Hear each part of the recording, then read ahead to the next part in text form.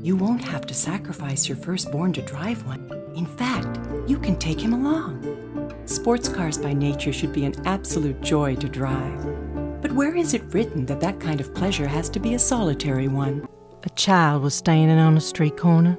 He leaned with one shoulder against a high-board fence. Opium by Yves Saint Laurent, a legendary fragrance for the woman who adores Yves Saint Laurent. John Kurtz, the chief of the Boston Police, breathed in some of his heft for a better fit between the chambermaids. On one side, the Irishwoman who had discovered the body was blubbering and wailing prayers unfamiliar and unintelligible that prickled the hair in Kurtz's ear. Jägermeister, of course.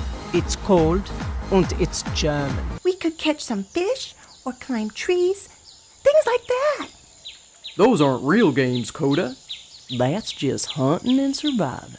If I can get you to talk more about why you chose voiceover as one of your classes, why pursue that? What was it about your childhood or any kind of hobbies that kind of led you to the voice acting, the voiceover career? Well, my mother spoke 9 languages. She was Flemish from Belgium, and I was exposed to many languages at an early age.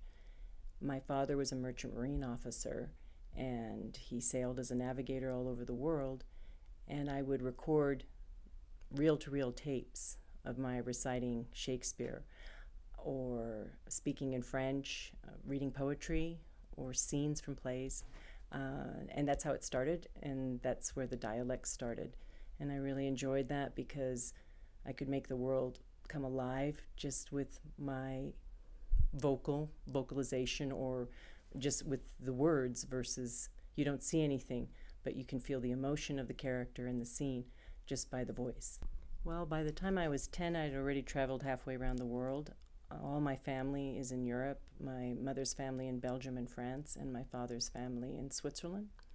So when I went to Switzerland to go to school, I was in a French lycée and I didn't speak any French, so I had to watch television, and I tried to imitate the French. So I would start speaking the English with a French accent, and I thought if I did that, then they would understand me. I did not know that I had to speak the language. Instead, I would say, "Hello, how are you today?" And they are all laughing at me because they said, "Mais qu'est-ce qu'elle fait, you know? What is she doing?" So that is how it started. I was like 9 years old, and it was a big transition for me. And then after that, I went and studied in London at the Royal Academy of Dramatic Arts and worked with a great dialect coach who gave me like operative phrases. So in London, it was completely different. Whether you were upper class or if you're Cockney, you know, you're getting down there, you know, go up there, or Manchester United, oi! And then I went on tour to Scotland, and I loved Edinburgh. And I kind of got a crush on a guy in Edinburgh, and he was from Scotland, and you know, he wore a kilt, and I sort of fell in love with him, and I wanted to roll my R's and say I love you in your kilt.